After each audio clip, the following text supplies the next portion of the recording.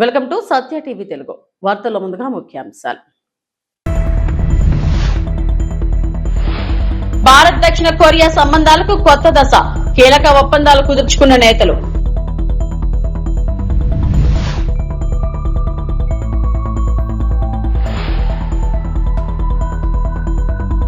తమిళుల అభివృద్ధే లక్ష్యం, ఎన్డీఏకు ఓటు వేయాలని చంద్రబాబు పిలుపు.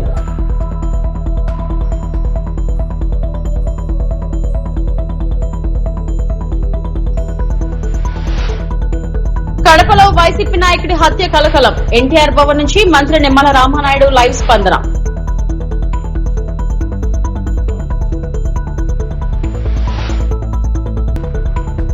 విశాఖలో చందనోత్సవం ఘనంగా ప్రారంభం, సజావుగా సాగుతున్న భక్తుల దర్శనాలు.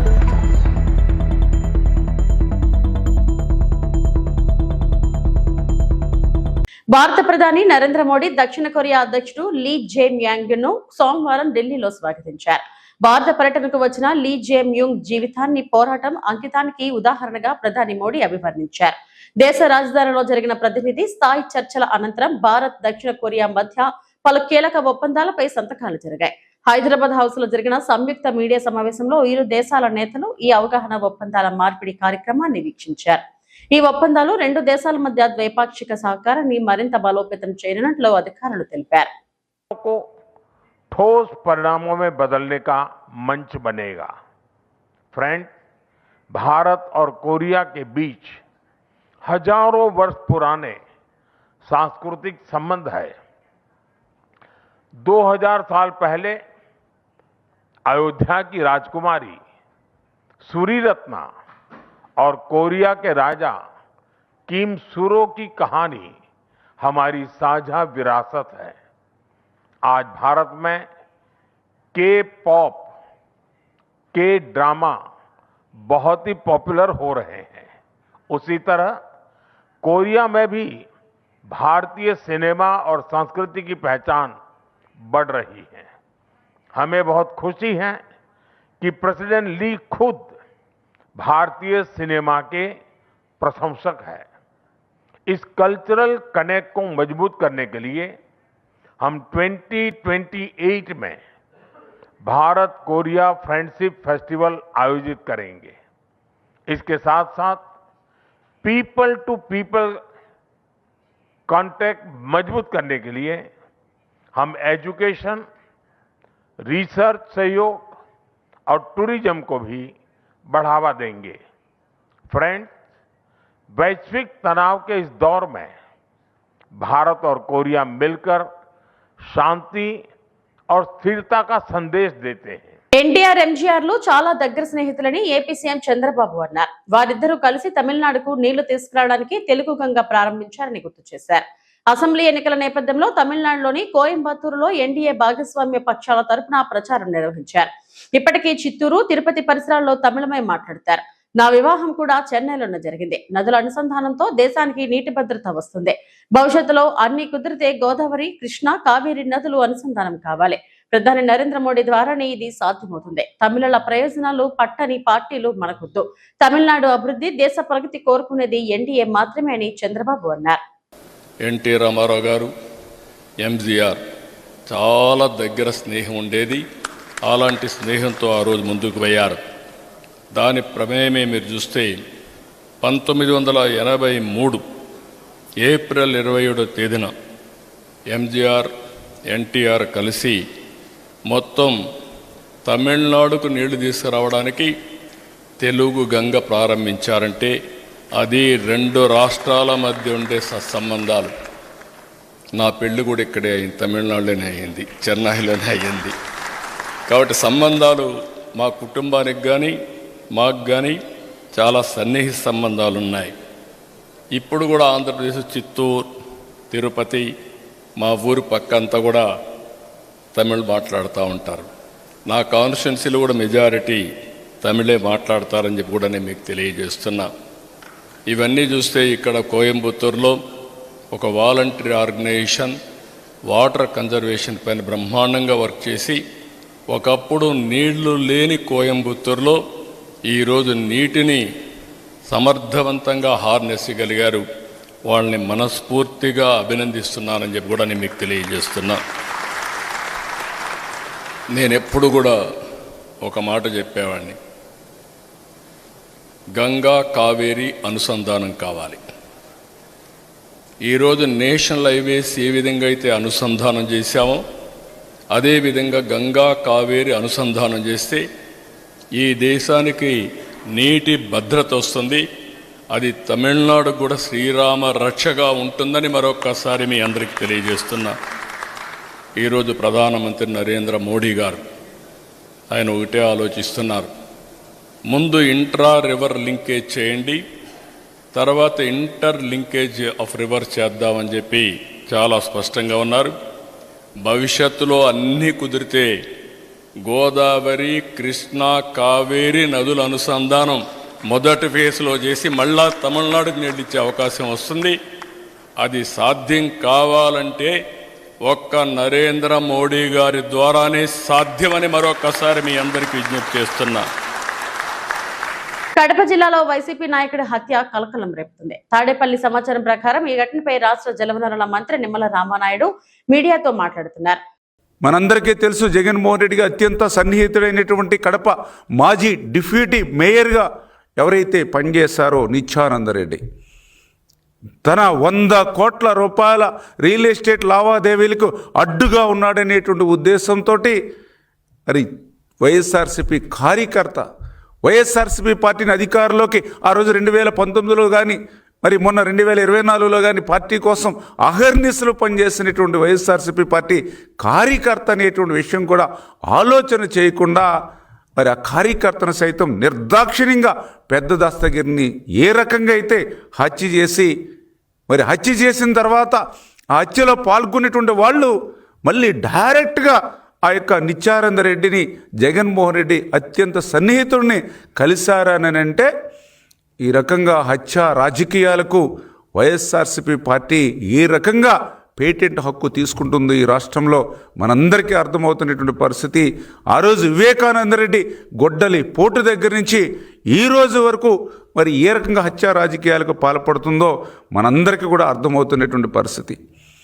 ఎందుకంటే ఇంకా దురదృష్టం ఏంటంటే ఆ రోజు సొంత బాబాయ్ వివేకానంద రెడ్డిని గొడ్డలి పోటుగా ఏ రకంగా అయితే హత్య చేసి తర్వాత అక్కడున్నటువంటి సాక్ష్యాలన్నింటినీ కూడా ఏ రకంగా రూపుమాపడానికి ప్రయత్నం చేశారో మళ్ళీ అదే విధంగా కూటమి అధికారంలోకి వచ్చాక తిరుమలలో అనేక అపచారాలు జరుగుతున్నాయని ఆరోపించారు. టీటీడీ మాజీ chairman Bhumana Karunakar Reddy BR Naidu chairman అయ్యాక అపచారాలు పరాకాష్ఠకు చేరుకున్నాయన్నారు. 300 రూపాయల టికెట్ ను 3000కు అమ్ముకుంటున్నారని అన్నారు. విజిలెన్స్ అధికారులే ఈ పాపానికి ఒడిగడుతున్నారంటూ మండిపడ్డారు. టీటీడీ మాజీ చైర్మన్ భూమన కరుణాకర్ రెడ్డి తిరుమలలో మీడియాతో మాట్లాడారు. బిఆర్ నాయుడు గారు చైర్మన్ అయిన తరువాత ఇవి పరాకాష్ఠకు అందుకున్నాయి. పైకేమో మాయమాటలతో తిరుమల క్షేత్రాన్నంతా ప్రక్షాళన చేస్తాం, పాప ప్రక్షాళన చేస్తున్నామన్నటువంటి మాటలు మాట్లాడుతూ వారి తాబేదారులతో కొండనంతా కూడా నింపేసి ఎన్ని అవినీతికర కార్యక్రమాలు చేయాలో వాటికి అడ్డు అదుపు లేకుండా చేస్తూనే ఉన్నారు, జరుగుతూనే ఉన్నాయి.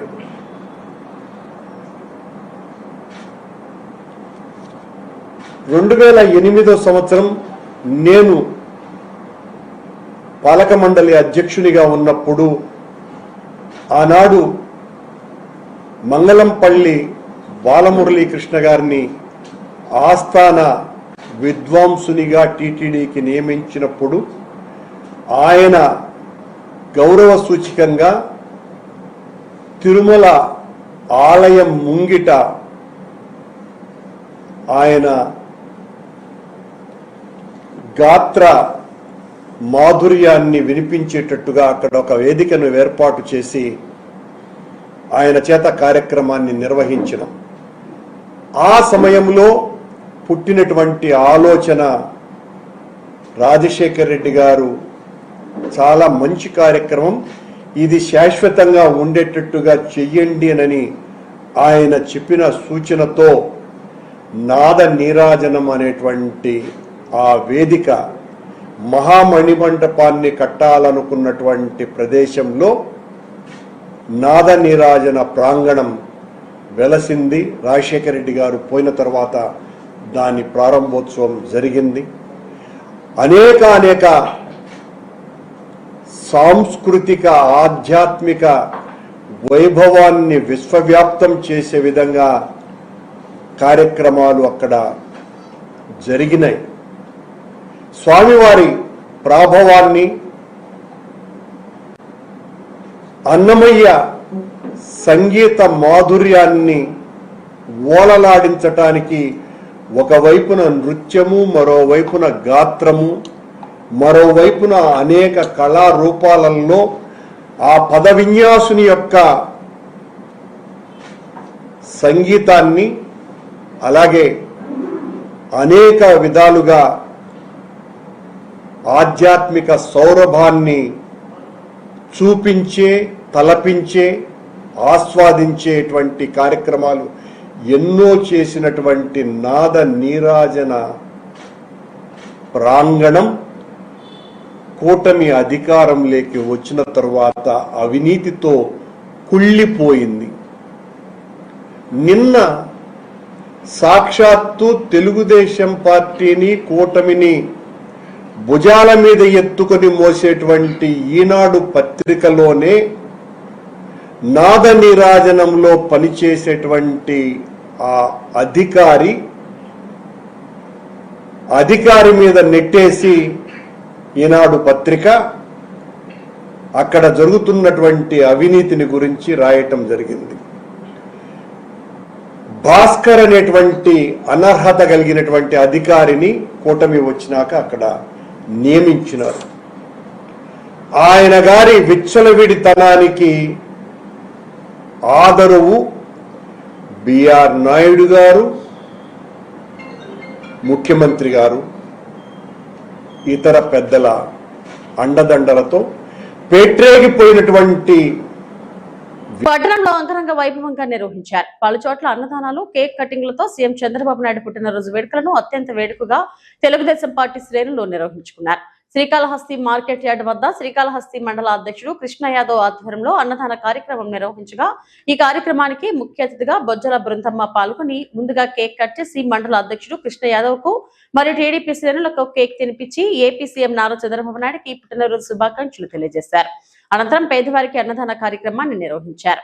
ఈ సందర్భంగా బొజ్జల బృందం మాట్లాడుతూ అనేక సంక్షేమ పథకాలతో ఏపీ సీఎం నారా చంద్రబాబు నాయుడు ప్రజారంజకంగా పాలన కొనసాగిస్తున్నారని, 7 పదుల వయసులో కూడా ఆయన ప్రజా సంక్షేమమే పరమార్థంగా రాత్రింపవలు ప్రజలకు సేవలు చేస్తున్నారని, ఇలాంటి మహోన్నత వ్యక్తి పుట్టినరోజు వేడుకలు నిర్వహించుకోవడం ఎంతో ఆనందంగా ఉన్నట్లు ఆనందం వ్యక్తం చేశారు.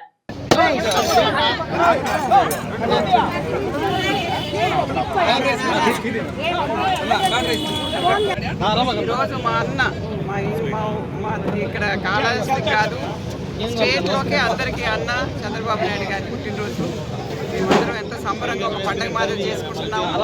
ప్రతి ఒక్కరికి అన్నదానాలు చేస్తున్నాము, ఆయనకు పాలాభిషేకం చేస్తున్నాము. నిండు 100 ఏళ్ళు, ఇంకొక 2-3 సార్లు ఆయన సీఎం ఉండాలా. మాకు ఆయన వల్ల ఎంతో మంచి పనులు జరుగుతున్నాయి. 1-2 అని చెప్పలేను, ఇప్పుడు 100 దాటిపోయింటాయి. ఎంతో బ్యాక్ వెళ్ళిపోయాం మనం. ఒక 20 ఏళ్ళు వెనక్కి వెళ్ళిపోయిన రాష్ట్రాన్ని మళ్ళీ కష్టపడి ఈ వయసులో 76-77 ఏళ్ళ వయసులో ఆయన ముందుకు నడిపిస్తున్నారంటే ఆయనకి 100 ఏళ్ళ ఆయుష్ ఉండాలని మా కాళహస్తి ప్రజలందరి తరఫున మేము కోరుకుంటున్నాము. ఇంకొకటి ఏమంటే, ఆయన ఈ వయసులో ఇంత కష్టపడి మనకందరికీ ఇంత చేయడం అనేది ప్రతి కుటుంబంలో నెలొచ్చేటప్పటికి 5,000 నుండి 10,000 దాకా వచ్చే ఇన్కమ్ చేశారు ఆయన. అటువంటి వాళ్ళు ఇక్కడ స్టేట్లోనే కాదు కదా, ఈ భారతదేశంలోనే ఎక్కడ లేరు. కూటమి ప్రభుత్వం, కూటమిలో ముగ్గురు కలిసి చేయడం కూడా మన అదృష్టం అనుకోవాలి. మన స్టేట్ చేసుకున్న అదృష్టము. అక్కడ మోడీ గారు, పవన్ కళ్యాణ్ గారు, ఇక్కడ బాబు గారు, లోకేష్ బాబుని కూడా మేము ఎంతో మా సొంత ఇంట్లో బిడ్డ మాదిరి ఉంటారు. మా కాళహస్తిలో యువకులకంతా వాళ్ళే స్ఫూర్తి. సుధీరు, లోకేష్ బాబు వీళ్ళిద్దరూ కూడా కలిసిమెలిసి జీవితాంతం ఉండాలని నేను కోరుకుంటున్నాను. ఎట్లయితే గోపాలకృష్ణారెడ్డి గారు, చంద్రబాబు నాయుడు గారు ఉన్నారో అదే రకంగా వీళ్ళిద్దరు కూడా ఉండబోతున్నారు కూడా. అందరికీ కూడా చెప్తున్నాను. నమస్కారం అండి. ఏలూరు జిల్లా పోలవరం మండలం గుంజివరం గ్రామంలో రాష్ట్ర ముఖ్యమంత్రి నారా చంద్రబాబు నాయుడు జన్మదిన వేడుకలు ఘనంగా నిర్వహించారు. ఈ సందర్భంగా AP sports authority director Kovasu Jagadeeswari పార్టీ కార్యాలయం వద్ద కేక్ కట్ చేసి వేడుకలను ప్రారంభించారు. ఈ సందర్భంగా మాట్లాడుతూ రాష్ట్ర అభివృద్ధి సంక్షేమం కోసం ముఖ్యమంత్రి చేపడుతున్న కార్యక్రమాలు ప్రజలకు ఎంతో మేలు చేస్తున్నాయని తెలిపారు. అనంతరం నియోజకవర్గంలోని 7 మండలాలకు చెందిన నిరుపేద మహిళలకు కుట్టు మిషన్లను పంపిణీ చేసి స్వయం ఉపాధి దిశగా ప్రోత్సహించారు. ఈ కార్యక్రమంలో టీడీపీ నాయకులు, అభిమానులు, కార్యకర్తలు భారీగా పాల్గొని ఉత్సాహంగా వేడుకలను నిర్వహించారు. చివరగా ముఖ్యమంత్రికి దీర్ఘాయుష్యు, ఆరోగ్యం కలగాలని ఆకాంక్షిస్తూ శుభాకాంక్షలు తెలిపారు.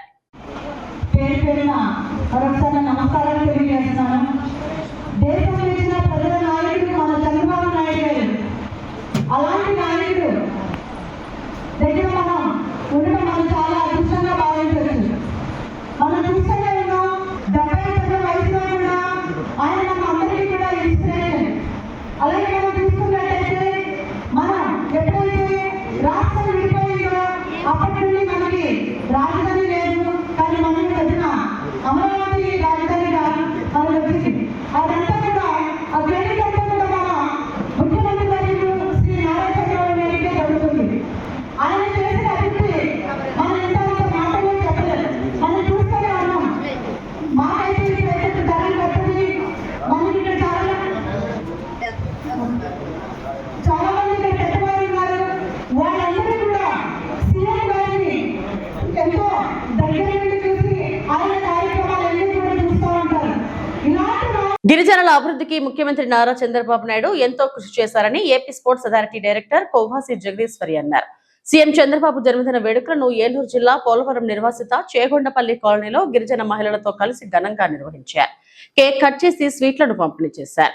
100 మంది గిరిజన మహిళలకు కుట్టు మిషన్లు పంపిణీ చేశారు. ఈ సందర్భంగా జగదీశ్వరి మాట్లాడుతూ గిరిజనులు విదేశాల్లో చదువుకునేందుకు ఎన్టీఆర్ విదేశీ విద్యోన్నతి పథకాన్ని అమలు చేశారని ఆమె గుర్తు చేశారు. గిరిజన గర్భిణీలు, బాలింతలకు గిరి గోరుముద్ద, చిన్నారులకు బాలామృతం, పుట్టిన బిడ్డలకు బేబీ కిట్ల పథకాలను అమలు చేశారన్నారు. అలాగే ప్రసవించిన అనంతరం తల్లి బిడ్డలను ఇంటికి సురక్షితంగా పంపేందుకు తల్లి బిడ్డ ఎక్స్ప్రెస్ అంబులెన్స్లను, మారుమూల ప్రాంతాల్లో రోగుల కోసం ఫీడర్ అంబులెన్స్లను ఏర్పాటు చేశారని చెప్పారు. గిరిజన బిడ్డల కోసం బెస్ట్ అవైలబుల్ స్కూల్ పథకం అమలు చేశారన్నారు. చంద్రబాబు నాయకత్వం వర్ధిల్లాలి. చంద్రబాబు నాయకత్వం వర్ధిల్లాలి.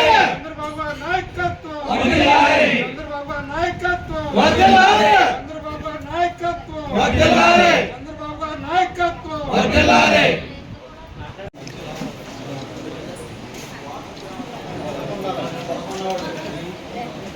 ఎలా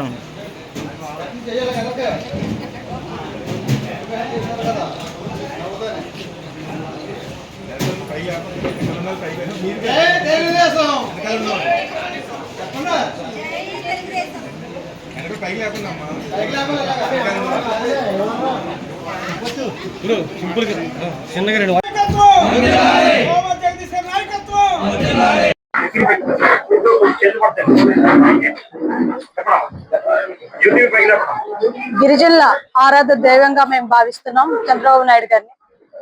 గిరిజనుల అభ్యుదయానికి ఎంతో కృషి చేస్తూ గిరిజనులకి పెద్దపీట వేస్తూ చంద్రబాబు నాయుడు గారు ఎన్నో కార్యక్రమాలను చేపట్టడం జరిగింది. ఈ రోజు సీఎం చంద్రబాబు నాయుడు గారి పుట్టినరోజు సందర్భంగా పోలవరం మండలం చేగొండపల్లి గ్రామంలో ఆయన్ని ఇన్స్పిరేషన్ గా తీసుకుంటూ సమాజానికి మనం ఎంతో కొంత సేవ చేయాలనే ఉద్దేశంతో ఈ రోజు నా తోటి మహిళలకు నా వంతుగా కొన్ని కుట్టు మిషన్లు ఇవ్వటం జరిగింది. ఎందుచేతంటే మహిళలు ఎప్పుడైతే వాళ్ళ కాళ్ళ మీద వాళ్ళు నిలబడతారో డెఫినెట్ గా సమాజం అనేది బాగుంటుందని భావిస్తా ఉన్నాం. అలాగే మనం చూసుకున్నట్టయితే ముఖ్యమంత్రి వర్యులు ఈ రోజు ఎన్నో కార్యక్రమాలు మహిళలకు ఫ్రీ బస్ అని చెప్పేసి, అలాగే డాక్రాన్ని తీసుకొచ్చింది. అవన్నీ కూడా మనం చూసుకున్నట్టయితే నారా చంద్రబాబు నాయుడు గారి ఘనతని మనం చెప్పుకోవచ్చు. ఈ రోజు మనం చూస్తా ఉన్నాం రాష్ట్రం అంతా కూడా ఒక పండుగ వాతావరణంగా ఈ రోజు ముఖ్యమంత్రి వర్యులు 76వ పుట్టినరోజు జరుపుకోవడం మనం అందరం కూడా చూస్తా ఉన్నాం. ఇలాంటి పుట్టినరోజులు మరెన్నో చేసుకోవాలని చెప్పేసి మనస్ఫూర్తిగా రైతు భరోసా కేంద్రాల సహకారంతో గతంలో రైతులు రాజుల్లా ఉన్నారని వైఎస్ఆర్సీపీ రాజాం నియోజకవర్గ ఇన్ఛార్జ్ డాక్టర్ తాలి రాజేష్ అన్నారు. ప్రస్తుతం కొనుగోలు కేంద్రాలు లేకపోవడం, పంటలకు సరైన ధర లభించకపోవడంతో రైతులు ఇబ్బందులు పడుతున్నారని తెలిపారు. ఈ ఏడాది రాష్ట్రంలో వేరుశెనగ దిగుబడి భారీగా వచ్చినప్పటికీ ప్రస్తుతం కేవలం 15% మాత్రమే కొనుగోలు చేసిందని ఆరోపించారు. మొక్కజొన్న విషయంలో కూడా ఇదే పరిస్థితి కొనసాగుతుందని పేర్కొన్నారు. తక్కువ ధరలకు పంటలు అమ్మాల్సిన పరిస్థితి రైతులకు ఏర్పడిందని ఆవేదన వ్యక్తం చేశారు. ఇప్పటికైనా ప్రభుత్వం స్పందించి పంటలను కొనుగోలు చేసి రైతులను ఆదుకోవాలని డిమాండ్ చేశారు. రైతే రాజుగా గత ప్రభుత్వంలో అంటే మా వైఎస్ఆర్ ప్రభుత్వంలో వెలిగాడు అని చెప్పడానికి నాకు ఎటువంటి సందేహం లేదు. రైతు భరోసా కేంద్రాల ద్వారా నాణ్యమైన విత్తనాలు కానీ, అలానే రైతులకు ఇన్పుట్ సబ్సిడీ కానీ, పంటకు బీమా కానీ, కొనుగోలు ధరను కానీ ప్రభుత్వమే నిర్ణయించి రైతులకు ఎంతో మేలు చేసింది. అయితే ఈరోజు మన రాష్ట్రంలో పరిస్థితి చూస్తే పండిన పంటను అమ్ముకోలేక రైతులు తీవ్ర ఇబ్బందులకు గురవుతున్నారు. అలానే ప్రభుత్వం కూడాను కొనుగోలు కేంద్రాలను ఇప్పటికీ పెట్టకపోవడం వలన చాలామంది రైతులు ఆత్మహత్యలకు కూడా పాల్పడుతున్నారు. ఇది చాలా దిగ్భ్రాంతికరమైన విషయం. ముఖ్యంగా వేరుశెనగ, మొక్కజొన్న ఈ 2 పంటలని వేస్తే రైతుకు ఎంతో కొంత లాభం చేకూరుతుంది. అలాంటిది ఈరోజు ఆ 2 పంటలు పండించిన రైతులు కూడాను చాలా ఇబ్బందులు పడుతున్నారు. ముఖ్యంగా శనగ పంటను తీసుకుంటే దాని గిట్టుబాటు ధరగా 5,875 రూపాయలు అనేది దాని యొక్క మినిమం పేగా ప్రభుత్వం నిర్ణయించింది. కానీ ఈరోజు చూస్తే వాళ్ళకి 4,200 నుండి 4,800కే వాళ్ళు అమ్ముకోవాల్సిన వచ్చిన పరిస్థితి. వేరుశెనగ పంట 7.5 లక్షల హెక్టార్లలో ఉత్పత్తి అయితే ప్రభుత్వం, ఇది కూడా నేను చెప్తుంది కాదు, ప్రభుత్వ గణాంకాల ప్రకారమే 7.5 లక్షల హెక్టార్లు సాగు అయిందని చెప్తుంటే కేవలం 95,500 ఎకరాలకు మాత్రమే ఈరోజు కొనుగోలు చేసింది. అంటే కేవలం 15% పంటనే ఈరోజు ప్రభుత్వం కొనుగోలు చేసింది. మిగిలిన పంట పరిస్థితి ఏంటనేది ఒకసారి ఆలోచన చేయాలి. ఎందుకంటే ఈ వేరుశెనగ ఏదైతే ఉందో దాన్ని నిల్వ చేసే పరిస్థితి లేదు. అలానే ప్రభుత్వం కొనుగోలు చేయకపోతే ఆ పంట అంతా కూడా వ్యర్థమయ్యి రైతులకు తీవ్ర ఇబ్బందులు గురయ్యే పరిస్థితి ఉంది. ఇకపోతే కర్నూలు జిల్లా ఎమిగ్నూరులో ఆన్లైన్ క్రికెట్ బెట్టింగ్ ముఠాను పోలీసులు అరెస్టు చేశారు. స్పెషల్ బ్రాంచ్ పోలీసుల పక్కా సమాచారంతో ముఠాను అరెస్టు చేసినట్లు డీఎస్పీ భార్గవి తెలిపారు. ఎమిగ్నూరు పట్టణం ఆతోని సిరుగు కర్ణాటక పెదటుంబలంకు చెందిన 4గురిని అరెస్టు చేసినట్లు డీఎస్పీ తెలిపారు. నిందితులు ప్రత్యేక యాప్ను ఏర్పాటు చేసుకుని ఐపీఎల్ క్రికెట్ మ్యాచ్ల బెట్టింగ్ కు పాల్పడినట్లు విచారణలో తేలిందన్నారు. నిందితుల నుండి 22 లక్షల నగదు, 4 సెల్ ఫోన్లు స్వాధీనం చేసుకున్నారు. మరో 2 నిందితులు పరారీలో ఉన్నట్లు డీఎస్పీ తెలిపారు. పరారీలో ఉన్న నిందితుల కోసం ముమ్మరంగా గాలిస్తున్నట్లు డీఎస్పీ భార్గవి తెలిపారు. ఈ సమావేశంలో పట్టణ సీఐ శ్రీనివాసులు, ఎస్ఐ మధుసూదన్ రెడ్డి పాల్గొన్నారు. ఈ ఐపీఎల్ సీజన్లో క్రికెట్ బెట్టింగ్ పాల్పడుతున్నారని సమాచారం మాకు రావడంతో ఎస్బీ వాళ్ళ ఇన్ఫర్మేషన్తో మన టౌన్ సిఐ గారు అయిన శ్రీనివాసులు గారు, అలాగే టౌన్ ఎస్ఐ గారు మధుసూదన్ గారు, వీరందరూ ప్రత్యేక బృందాలుగా ఏర్పడి మా కర్నూలు ఎస్పీ గారు అయిన విక్రాంత్ పాటిల్ సార్ వారి ఆదేశాలతో నా పర్యవేక్షణలో ఒక 6గురిని ముద్దాయిలుగా తేల్చడమైనది. 4గురిని అరెస్ట్ చేసి రిమాండ్కి పంపుతున్నాం. వారి పేర్లు మహమ్మద్ కాజా ఎమిగ్నూర్ టౌన్, షరీఫ్ ఎమిగ్నూర్ టౌన్, అలాగే పవన్ కుమార్ పెద్దొంబలం, సనాతన రంగాచారి ఎమిగ్నూర్ పట్టణం. ఇంకొక 2 అనగా శివమూర్తి ఆదోని, పీరా సిరుగుప్ప, వీళ్ళిద్దరూ పరారీలో ఉన్నారు.